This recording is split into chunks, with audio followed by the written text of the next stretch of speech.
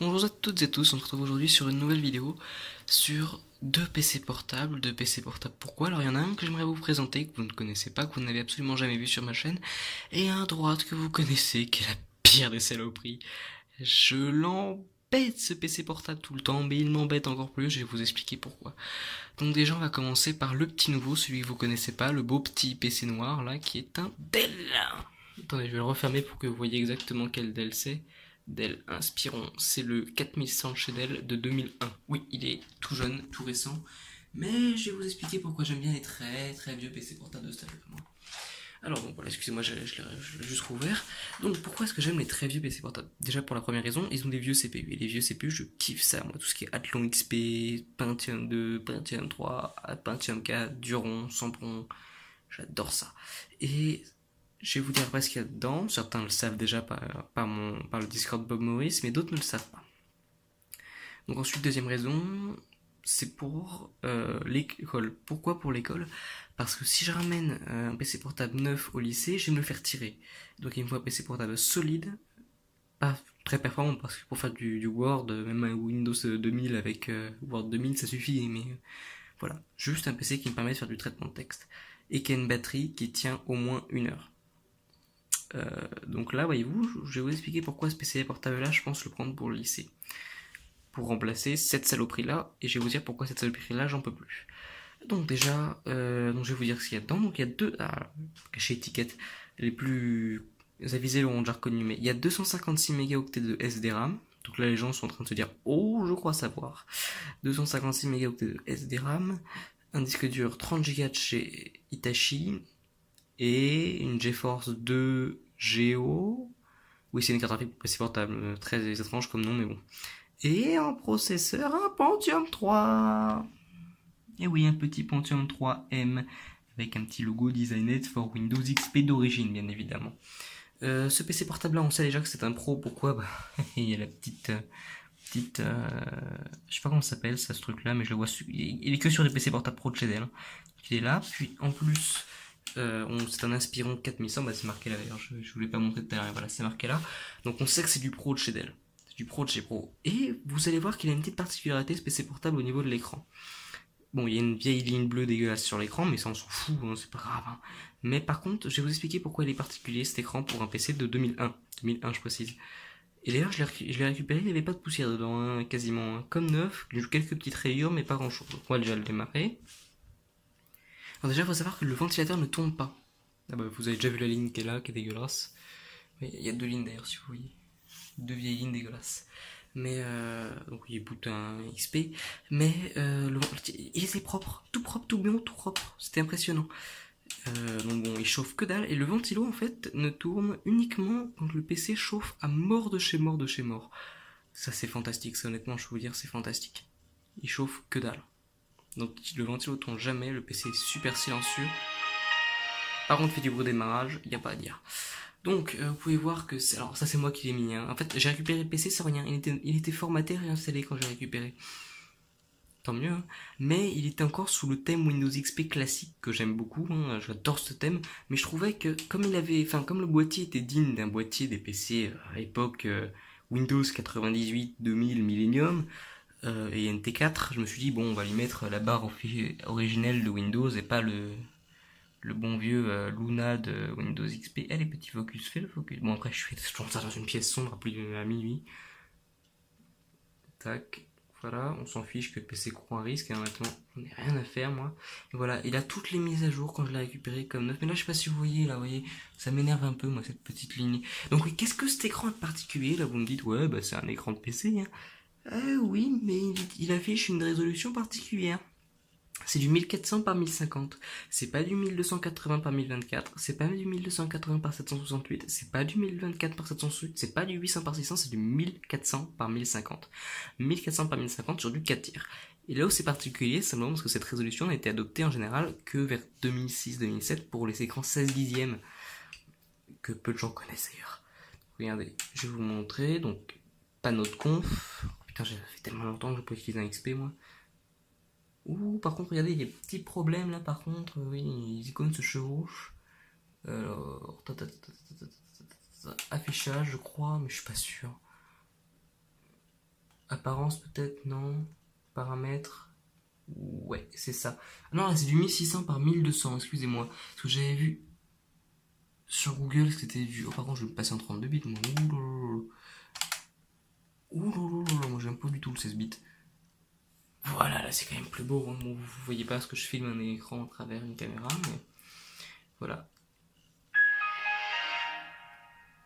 Ah bah apparemment le 32 bits c'est non. Et il me dit ah non. C'est pas grave, écoutez, ça arrive. Donc en attendant, je vais parler de l'autre. Alors pourquoi cette saloperie m'énerve? Pourquoi je le hais? Pourquoi je veux le tuer? Pourquoi je veux le découper en petits morceaux? Cette merde n'accepte pas tous les OS. Il n'accepte que dalle. Mais que dalle. Parce que sa carte graphique à l'intérieur est une vraie connasse, et c'est le mot. Puis en plus la batterie elle est morte il y a 30 secondes, mais la batterie qui est dedans est une vraie connasse. Pourquoi je dis ça? Je pèse mes mots, hein. C'est un chipset IGP 7000M de chez ATI. Il n'y a pas les drivers sur le site ATI, peu importe, hein. Je veux dire, pas les drivers, c'est que dalle, hein. Pas Windows XP, rien du tout. Il n'y a pas les drivers sur le site Toshiba, parce que c'est un PC portable particulier, je vais vous dire juste après pourquoi. Il n'y a pas, il y a rien. Il n'y a rien du tout. Alors je me suis dit, je vais lui installer Vista. Sous Vista, il voulait pas entendre. Je lui ai dit, je vais lui installer Windows 7. Je vais vous le démarrer, tiens. Il veut rien entendre, mais absolument rien. Je me suis dit, bon, je vais lui installer Slitas, il veut rien entendre. Je vais lui installer Windows 10, il veut rien entendre. Oui, parce qu'il boot sur CD hein, ces derniers temps. Je vais lui installer Windows 10, il veut rien entendre. Il veut jamais rien entendre ce PC. Il s'en fout. Donc, en fait, je suis allé sur le site de Toshiba une fois et j'avais trouvé tous les drivers de ce PC portable là. J'ai tout téléchargé, j'ai tout mis sur une clé USB. Problème, la clé USB est morte. J'ai voulu retourner sur le site de Toshiba pour récupérer les drivers. Ils m'ont fait un doigt, ils m'ont dit non, ce PC portable n'existe pas. Alors je connais plein de gens qui ont connu les A60, hein, parce que c'est un satellite. Alors je sais même pas si c'est un satellite pro ou un satellite normal. C'est un Toshiba A60 satellite. Euh, qui est, si je dis pas de bêtises, si je dis pas de bêtises là, hein, c'est le A60-124 je crois. Et ce PC portable là, il n'y a pas les drivers, ils sont nulle part sur internet, mais nulle part, je ne les trouve pas. Du moins pas les bons à chaque fois, donc c'est horrible. Si vous arrivez vous à trouver les drivers sur le site de Toshiba, si vous arrivez à les télécharger puis me les mettre par méga ou une connerie d'un genre, ou même carrément m'envoyer les liens, ce serait juste génial parce que j'ai rien trouvé là-dessus pour lui. Impressionnant. Donc là je vais taper mon mot de passe. Pour l'instant je vais vous montrer le Dell, qui tourne d'ailleurs très bien. C'est d'ailleurs surprenant pour un PC de son âge parce que on a tendance à croire qu'un PC de son âge comme ça tourne mal, mais regardez par exemple, je vais démarrer Microsoft Word. Ah bah regardez, j'avais même pas. Parce qu'en fait, j'ai vu tout à l'heure pour tester le clavier, j'ai tapé un peu. Vous voyez, j'ai même pas enregistré. Vous voyez, il l'a gardé en RAM, il l'a gardé. Qu'est-ce qu'il est bien ce PC sans déconner. Je ferai ça plus tard, hein. Là c'est juste pour rigoler que j'ai mis ça, mais bon voilà. C'est pour vous prouver que ce PC est quand même costaud, il est fiable. Qu'est-ce qu'il nous dit? Voulez-vous enregistrer les mots? Non, je veux pas. Merci. Petite gadget, je sais pas si vous l'avez vu, il était là. Petit gadget bizarre. Ensuite, donc on retourne sur le Toshiba. Toshiba. Donc cette saleté, voilà, je vais vous montrer. Donc ordinateur. Il est lent, c'est dingue. Propriété système. Vous voyez, il est sous Windows 7 Starter. Et si on regarde, performance bureau aéro 1 sur 0, performance graphique 1 sur 0. Je l'aime beaucoup ce PC portable, hein, mais il faut vraiment que j'arrive à trouver les drivers tous pour XP pour que je puisse enfin le réinstaller et être tranquille. Il n'y a que sous XP qui m'emmerde pas, mais il faut vraiment que je trouve tous les drivers, et comme je les trouve pas, c'est la merde, c'est le mot, c'est la merde. Si j'arrivais à le remettre sous XP, je pourrais l'utiliser éventuellement pour de temps en temps aller en cours, mais il est chiant ce PC, parce qu'en plus il est pratique parce qu'il a tous les ports que j'utilise au lycée, voyez-vous. Mais donc il a le VGA, le machin, le truc, mais regardez par exemple, carte graphique. Il m'a installé le carte graphique VGA standard, qui est en fait une sorte de remplaçant de driver. Vous voyez, il me manque encore ces drivers là, ce qui m'embête un peu quand même. Donc bon, c'est dommage, c'est vraiment dommage. Puis si on regarde sur GPU Z, tac, on va lancer GPU Z. Tac, oui, je suis un foufou. Je lance GPU Z, voilà. Donc vous voyez la carte graphique que c'est, vous voyez tout, voilà. Puis bon, après, voilà, mon Dell fonctionne aussi très bien. Je suis content, j'ai... Merde, il est passé où ma souris là. J'ai récupéré deux beaux PC, je suis content. Oh, la souris, il faut savoir que cette souris a un problème.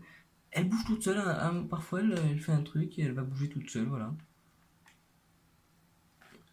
Je vais vous montrer, parce qu'elle est passée ma souris. Ah bon, bah elle a disparu. Bon, petite souris. Ouh. Elle passe dans l'écran, là, je sais pas si vous l'avez vu. Je l'ai vu 3 secondes. Là, ah, vous voyez là, là. Vous voyez, elle bouge toute seule, là. N'importe quoi ce PC.